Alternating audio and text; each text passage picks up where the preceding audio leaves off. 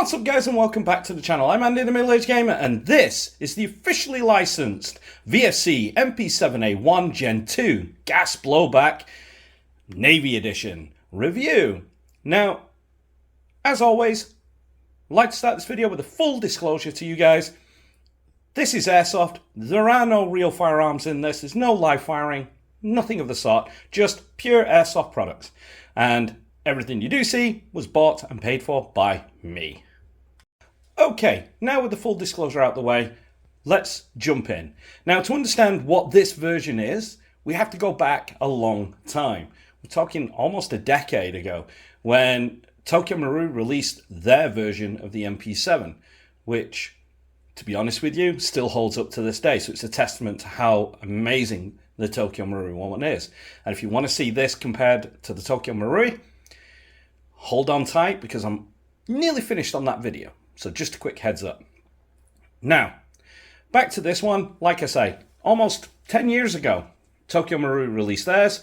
And of course, Umarex, the official license holders of Heckler & Koch, or H&K products, didn't want to be outdone. So they basically contracted KWA, who at that time, in those, how to say, parts of the world, mainly Asia, there was a lot of rules. Now there was one here too that pretty much matches, and although in Asia it's still very strict, over here they've kind of relaxed it in the Western world, and that was basically to do with the size and shape. So as Umarex had contracted KWA, all KWA could do was a direct copy of the Tokyo Marui. They're both identical in sizes, pretty much everything barring the quality of the internals, etc., and the plastics and that, with it being KWA. And back then, KWA wasn't exactly known for high-end quality, let's say, with problems with cracking receivers, etc. So Umarex, within a year of the launch of the KWA, pulled the, how would you say, the manufacturing away from KWA and contracted VFC. VFC, a couple of years later, comes out with the Gen 1. You're talking around about the 2016-2017 time. And immediately in Asia, there was a lot of problems with that too. But unlike other companies, VFC do what they always do best and start to work on an improved version. And that's where we flash forward to 2018. And to be exact, you're talking around about the September, October of 2018. This, how would you say, was officially released in Asia. But we all know what happened at that time, and that was called the beginnings of the pandemic. Asia was locking itself down, supply chains was cut, and it didn't really hit, how would you say, Europe, for us, or the Americas until around about 2020. There were others that had imported some did get out there. But for all intents and purposes, for the vast majority of us, it hadn't been released yet, even though it had. And so 2020, you start to see the reviews pop up with the original, the folding grip version of this. And yeah, it was a massive improvement, but sadly, there's a lot of poison in the water from the KWA, from the Gen 1, and pretty much anyone else who's ever tried to make it unlicensed, etc. So basically, VFC has had an uphill battle to beat. Now, obviously, we're now in 2023, supply chains are back to normal, this is now out there, and like I say, you're easily to get hold of. Now, I purchased this one from Bespoke Airsoft, it's currently retailing for around about £320, so if you want to get yours, head over to Bespoke Airsoft, let them know that Middle Aged Gamer sent you in the comments, and let's see. But yeah, this is absolutely amazing. Obviously, it's not perfect, like there are going to be problems, as you would expect, not just because it's a VFC or anything like that, but because it's gas blowback and you can't please everyone. But let's see what this one can and cannot do, and we'll start with the overview of the weapon. So let's do what we always do, let's zoom in and start at the rear. Okay, so at the rear you have your collapsible buttstock. It's two aluminum bars side by side, just like the real one. And basically they allow you to go into a forward position. So if I take you off, now we don't need you, we can get these stands out the way for a bit. So if I flip it up here, you can see you have your unlocking latch here, and there is another one right there. This one is your takedown latch when you want to take the stock off completely, and it also secures it in the ultimate, well, the final position. So here you just press 1. I don't know if I can get some camera, but bunk. Press that and it'll pop out. You can pull it out to your first one, which is, well, technically the second position. First is closed, second is here.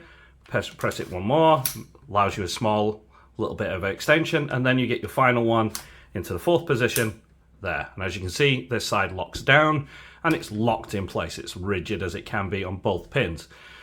So if you want to take it off, you just push both up and pull this out, which we'll do when we take this down. As you can see, you only need to lift one up and it will still allow you to lock it in place, like so.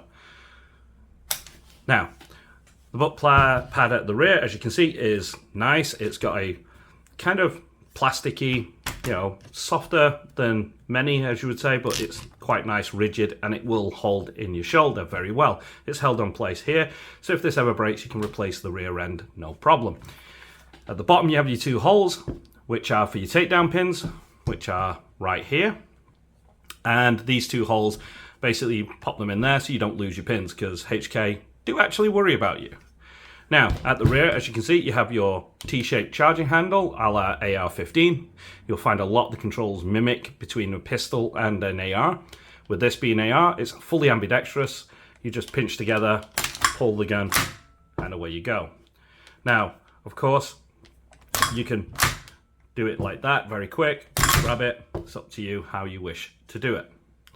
Now, that's really good. It's secure and it does stay in place. This is a polymer charging handle. It doesn't need to be full metal or aluminum or anything, because real steel is. Now, the construction of this is as close to the real steel one as we're going to get in airsoft. Obviously, for legal reasons, there are slightly changes internally, so you cannot convert it or anything, but dimensionally and construction externally is pretty much spot on. So, as you can see, you have your larger than the Tokyo Marui version, but you have your nice sling loops here. It's ambidextrous, mirrored on both sides. And you have your rear sight.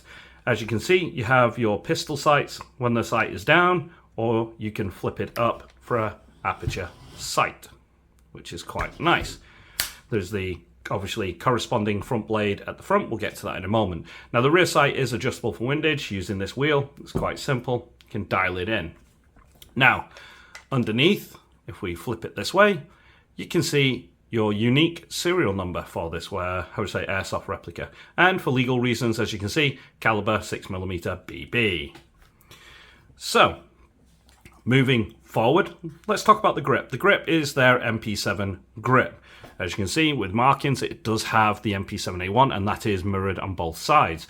I believe some aren't, depending with the KWA ones, and I think some of the earlier Tokyo Marui only had it on one side.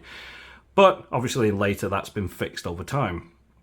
There's been a lot of comments saying, oh, it doesn't have, the Tokyo Marui doesn't have the official trades, etc. Again, check out my comparison video when that comes out. Okay. So, from here, you do have your paddle, European style, paddle release for your magazine. Just push down, it's ambidextrous, you can do it with both. Now, while we've got the gun out, the magazine out with the gun, let's take a look at the magazine. This is a 40 round magazine, and it's actually a lot of the weight. It's full metal magazine, and it has ease of fill because it's wider right near the top, all the way down, so you can start filling it up as you go down. You do have your H&K markings here, and just like the Marui, you have your fill valve on the bottom. Now, obviously, if they ever do a Gen 3, I would expect it to go up here near the top, but we'll have to wait and see. Now, there's your knocker valve on there for the mag, and you've got your standard, gas seal here on the top. Now, construction-wise, it's quite nice, it's heavy, it's substantial. There are your round indicator markings here. Obviously, there's no holes, because it is the complete gas tank. This is a huge gas tank and actually does do well. I've been able to get around about 100 rounds out of this on one charge, which is not bad. That's 2 full mags and a bit, let's call it. And that's more than enough, especially when you're talking about the recoil of this thing. Because unlike the Tokyo Marui, this thing absolutely kicks. You feel it, that's for sure. So, okay, so now we've got the mag out of the way. we can leave that aside. Let's go back to the awesome replica. Now, obviously, at the bottom of the trigger guard, you do have your warning, refer to owner's manual. That's on the real one, so that's awesome. Now, as you can see, we get to your trigger. Now, the trigger does have the blade safety right here, just like a Glock. It's an inertial safety in case you drop it, even though you do have your manual safety up here.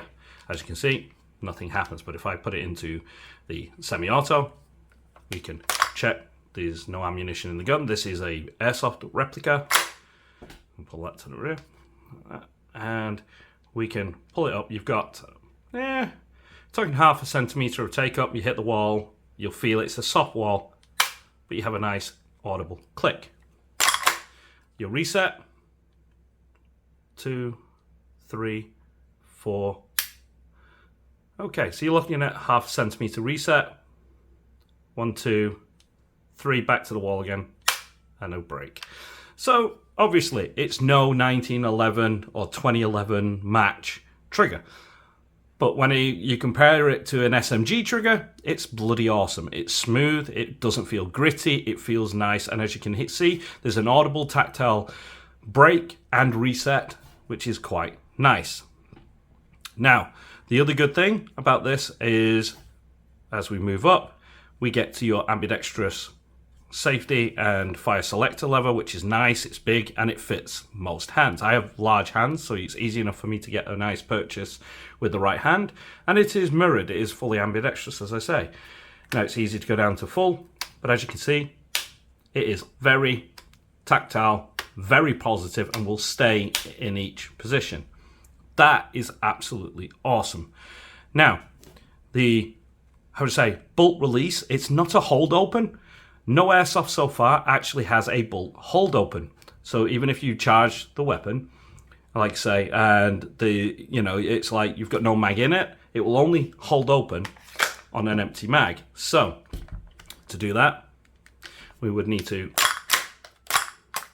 do that. And sometimes, like I say, you might not be able to unless you fire it, because if you fire it, as you can see, there are no ammunition in. But we can do that, and we can lock it to the rear. Every single time the bolt will lock. Now, to release the bolt, it's like the real steel, so you would push down and it will drop and lock back. Drop and lock back. And that recoil is ridiculous. So you can easily drop your bolt. Now, on this side, as you can see, you have your real steel caliber markings there, which is 4.6 by 30.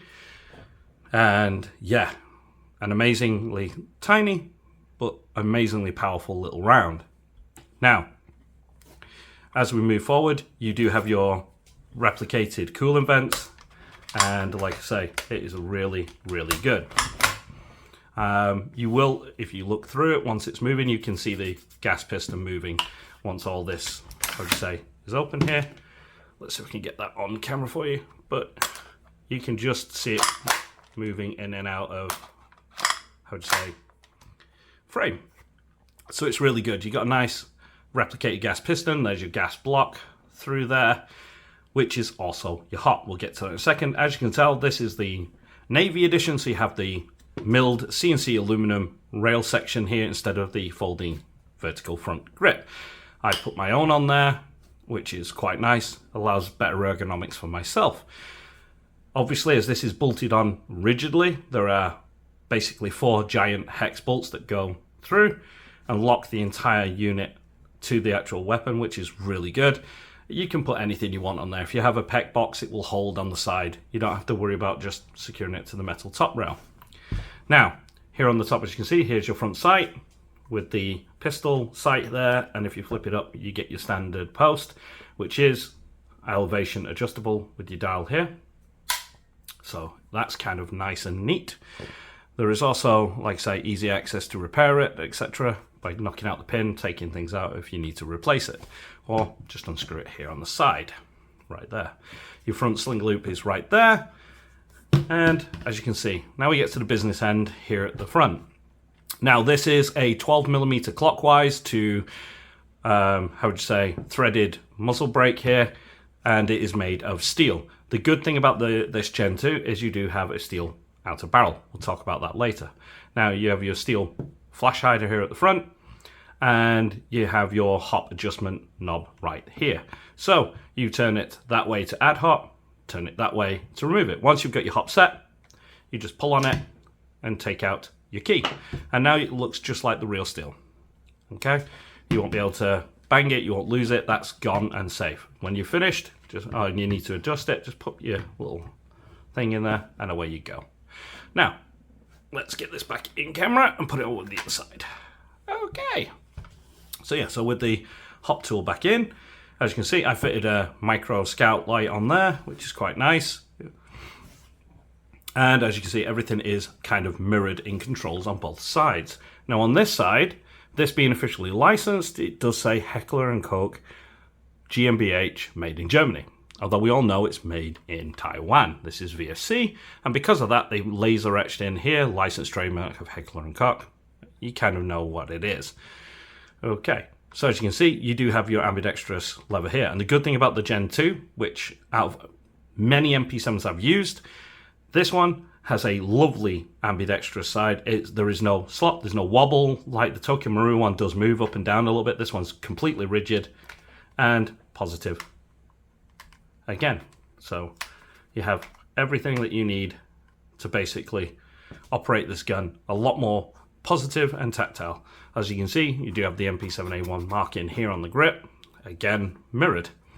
So yeah, and that brings us to the end of this. So let's take this outside, let's put it over the chronograph, and let's see how good she really is. Okay, I'm using 0.25 gram BBs and green gas.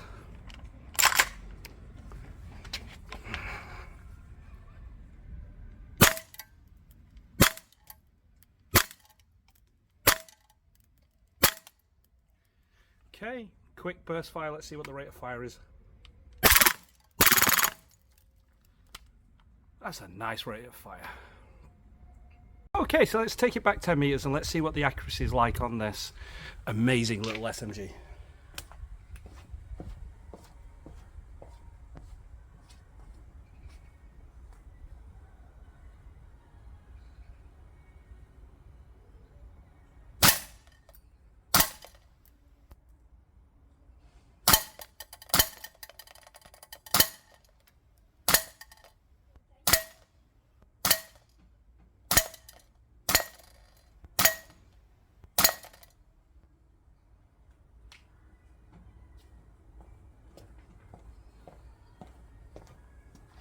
Wow, so once I got the target, kind of walked it in, that's all right. Okay, so let's check the test SR. Let's see what she's like.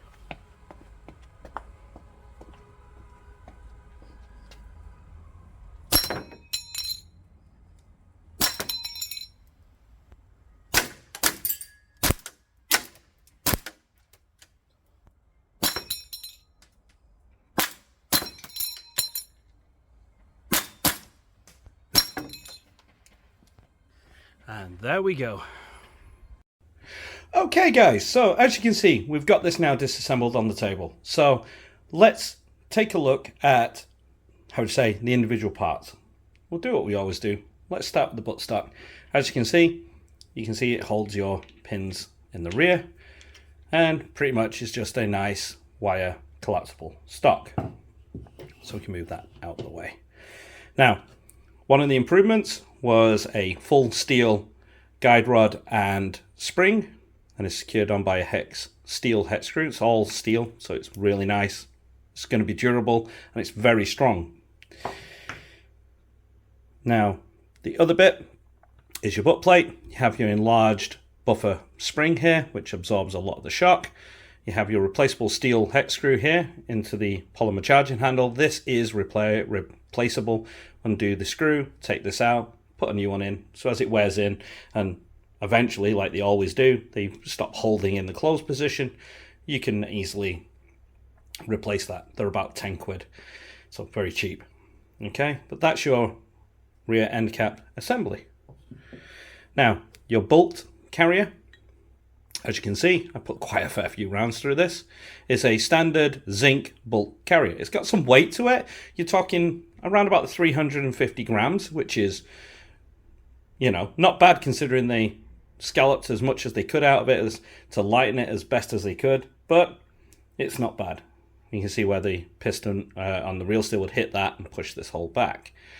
Now, as you can see, everything's cool. Now, this is probably the one thing that I will say is a negative, and that was when you buy this from Asia, this is doing 350 to 390 FPS out the box.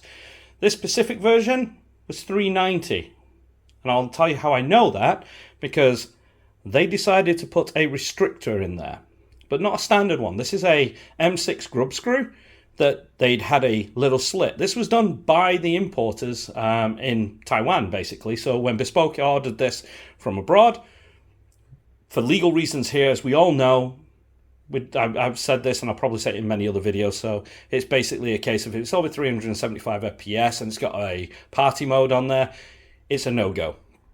They won't allow it in the country, they'll destroy it or send it back. Most of the time destroy it, and that's your money gone. So for legal reasons, the importer puts one in. Now this shot 200 FPS out the box with the standard unmodified restrictor. And that to me was a not very good thing, or no es bueno, as they say. Now, obviously, I did like everyone else did, try to remove here and here the two hex screws to swap this one out and replace it. Now, problem is, because this has been thread locked and these are just thin aluminum screws, you'll start to strip them. So I stopped there and I decided to do the more smarter thing, and that's back out the grub screw. I reassembled it without it, did a chrono test, 390, and I was like, how do I fix this? So I took that grub screw, put it in a vise upside down, and started at 1 millimeter for a drill and drilled a small hole dead center through it. So instead of having a line slit that was very restrictive, it now had a little bit more. That upped the FPS to 230. I then went to a 1.5 millimeter and then eventually ended up at 2 millimeter hole, and it basically made this shoot at 330 FPS with 2s or 290 FPS with 2.5s. That's bang on where I need it here in the UK. And that also gives me a bit of playroom with 2.5s, so that in the very hot summers, the FPS is going to creep up with dual creep. We all understand that in airsoft. And so you cover your bases. If you run the limit all the time, it's just a headache. And there is going to be half the year that you can't run it. So having it just under gives you time, gives you ability to do something about it, and allows you to run the gun. Now, as you can see, I don't know if I can get this in frame. Okay, there's where your bolt will lock, and yes, there's slight deformation as the bolt stop and hold open will work, but other than that, it's fine. It's perfectly okay. There's nothing but paint. This is no deep scratches or anything. This is just paint, the finish of it, which you're going to expect. But considering there's over 3,500 rounds through this already, you can imagine this is really held up. Now, they have reinforced the internals. There's a piece of metal inside the nozzle here to reinforce the loading arm. But still, please guys, don't fill your mags to the absolute capacity or just past it. If you can fit 41 BBs in, please don't. Okay? Put, like I say, 38 in there. It's two less, but you're never going to miss them, trust me. But that lack of pressure doesn't push up on this loading arm, doesn't push the entire bolt up against the receiver, etc. Put too much pressure there. It will jam your gun, it will cause malfunctions, and you guys are going to be upset at me. So heed my advice. It's the best thing you can do with gas blowbacks. AEGs, different kettle of fish. With this, with gas blowbacks, always just drop it a little bit. But yeah, other than that, this bolt carry after so many rounds is perfectly fine. Now, let's get on to, the other big changes. Now, that comes with the receiver. So we can do this externally first. Let's go over the first one. Right away, I don't know if anyone can see it and the light will pick it, but you'll notice there's two shades here. This end bit is a zinc slash sort of like feels plasticky end cap. But this part here, the main shaft arm going in, and it goes to about here, is full steel. This goes all the way through. It's your fire selector shaft and connects to the the zinc ambidextrous side. It doesn't need to be any more than that. The main part is this shaft. This was one of the failure parts on the Gen 1 that would snap, and now that it's steel, that problem has gone away. Like I say, there is no issue with this. It runs perfectly fine. Like I say, everything is perfect, as you would say. It literally is when it comes to that. It's a great big improvement.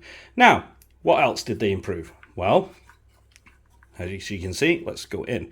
Right now, you can see your, little reset bar on the other side there.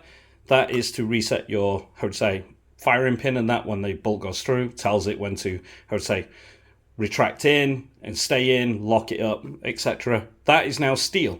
The trigger bar that connects your trigger all the way back to the hammer with the disconnect, that is now all steel. The hammer internally, don't know if I can get that on there, but you can see it right there. Nice and shiny, silver. Anything you see in there that's silver is now silver, silver steel. And that is a massive, massive improvement over the Gen 1 and even the Tokyo Marui. And that's part of the reason why this lasts. Now, the firing pin itself is still a aluminum firing pin, but the firing pin base, which was the part that would crack under the intense recoil, is now steel. So it's kind of like a mix. Where it needs to be steel, it is. Where it doesn't need to be steel, well, they've got rid of it. Now, as you can see internally, to make this so light, because this weapon without the magazine is really light, just like the real one, they're using the nylon fiber reinforced polymer. It's not ABS plastic, so that's great for durability. The internal structure is a proper metal skeleton, but aluminum, lightweight aluminum skeleton, just to give it the rigidity it needs, and that's all that you need. Everything else, like I say, is done by the parts and so on that connects it. It's like a unified strength, which is really good. So yeah, this is absolutely amazing. So, can put that there. As you can see, so that is our big change, and the Gen 2 did work. It does have a lot. Other than the silly restrictor thing that they put in, it seems to be a thing now with Asia, so please, you guys out there, if you're going to import it, if you don't want a restrictor, order a spare MPAS nozzle. They do sell them from Asia. You can get them within 2 weeks, and they're very low cost. You're only talking about £30, including the import fees, on average. So, yeah, highly advisable to do that and then swap it out as you see fit. But just be careful, like I say, they do put thread lock on those screws, so you're going to need to put a good heat on this thing and get it really warm. But other than that, like I say, parts are available. With the Gen 2, you actually now have almost the same amount of quantity of parts than you do with the Tokyo Marui. And to say that in such a short time means they're doing something right. So, let's get this all reassembled and go over final thoughts. Okay, so what do I think about the MP7 Gen 2? Well, like I say, it's a massive improvement over the Gen 1, and it is their definitive version of this weapon. You've got great gas efficiency, like I say, at around 100 rounds, more than enough. You've got great accuracy. You got a nice inner barrel in there that's full length. You do actually, one of the upgrades is a full steel outer barrel, which is great, and unlike other companies that just have a tiny little bit here at the front that's screwed into the front end cap, and nothing back there but standard in a barrel. Again, that's Japanese laws and so on because of this particular gun. But yeah, basically, this one has a full length inner barrel and outer barrel. The outer barrel being steel, the inner barrel being the standard brass, I believe, and a steel flash hider, whereas it was zinc or aluminum on the last, etc., and plastic for the outer barrel. But yeah, they basically made all the improvements needed to make this a reliable piece of kit. Sure, it's not perfect. Nothing ever is. But it is the version I absolutely love right now from VFC. It's an absolute amazing piece of kit. I love the recoil. It definitely puts a smile on your face. I've shot a lot of airsoft gas blowbacks now, and I've seen recoils that were strong, whether it's the 417 or the FN Scar, for instance. They have really big bolts, so they're very heavy. Or very light recoil, like it's not there, like the Vorsk, which That's an aluminum bolt, but it weighs nothing. And so you don't feel it as much. And the Tokyo Marui version is kind of like in between, which got me into this sort of gun. And basically, you know, this has just been absolutely amazing. I've enjoyed it. It's been accurate. I haven't lost zero. Never had to adjust the hop once I got it set for 2.5s. Never had to adjust it. So yeah, I've had a lot back on every single empty mag, which has been great. Obviously, for some weird reason internally, I think because it's getting gunked up now. Like sometimes you can put an empty mag in it and try to lock the bolt to the rear and it won't do it because there is no bolt hold open manually that you can do. So you can't just like push up on this and hold it to the rear. It is just a bolt release.